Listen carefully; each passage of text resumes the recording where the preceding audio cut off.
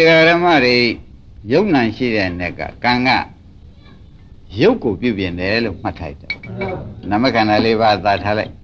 ယုတ်တရားဘယ်သူကပြုပြင်တာပါလဲဩယုတ်တရားကံကပြုပြင်တယ်ဆိုတာဟုတ်သားပဲမျက်စိအကြည့်ရုပ်ကလေးဖြစ်အောင်ကမစေဥလို့ခေါ်တယ်နာကြည့်ရုပ်နှာခေါင်းကြည့်ရုပ်လျှာကြည့်ရုပ်ကိုယ်ကြည့်ရုပ်ဖရိယဝတ္ထုဆိုတဲ့ရုပ်အဲ့ဒါတွေကကံကလုပ်ပြီးကြလာထားတော့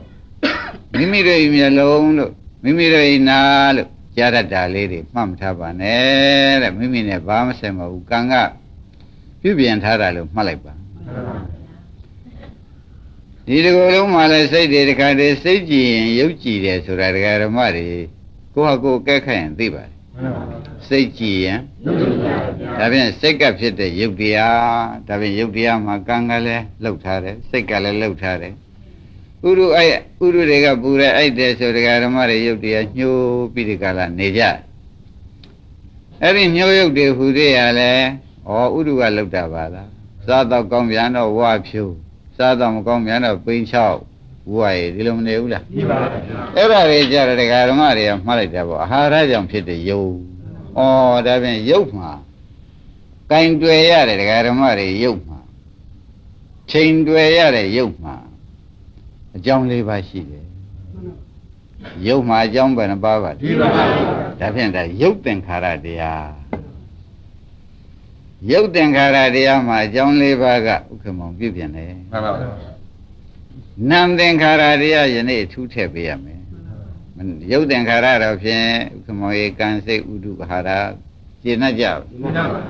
ယုတ်သင်္ခါရမှာတော့ဘယ်သူကပြုပြင်ပါလဲဥဒုဟာရဒါရင်ဗျာတပည့်တော်တို့သာနာမခန္ဓာတရား၄ပါးဝေဒနာခန္ဓာသင်္ညေခန္ဓာသင်္ခါရခန္ဓာဝိညာဉ်ခန္ဓာဆိုတဲ့စိတ်တွေလည်းရှိပါသေးတယ်အဲ့ဒါတွေကြတော့ဘ누구မှပြုပြင်လို့တပည့်တော်တန်တမှာပေါ်ရပါလိမ့်မလို့ဆိုတော့ဥက္ကမောင်ရေဒီ၄ပါးလည်းပြောရလိမ့်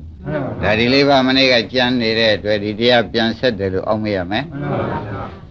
ယုတ်သင်္ခါရမှာအကြောင်းဘယ်နှပါးပါလဲ၄ပါးပါဟောယုတ်သင်္ခါရမှာအကြောင်း၄ပါးပြုပြင်တော့ဒကာဓမ္မတွေယုတ်ကကံကသေးဆိုလဲသေးလိုက်ရုံပဲနော်ကံကနေစားထုတ်လို့ရှင်ဆိုရင်လဲရှင်းပါဘူးစိတ်ကနေပြီးဒီကလာယုတ်ကိုရှင်လန်းလိုက်ဆိုရှင်လန်းလိုက်ယုတ်တွေအခုပဲပေါ်လာတာစိတ်ကအခုပဲညှိုးသွားလို့ရှင်တခါတခါဓမ္မတွေယုတ်တွေကညှိုးလိုက်လား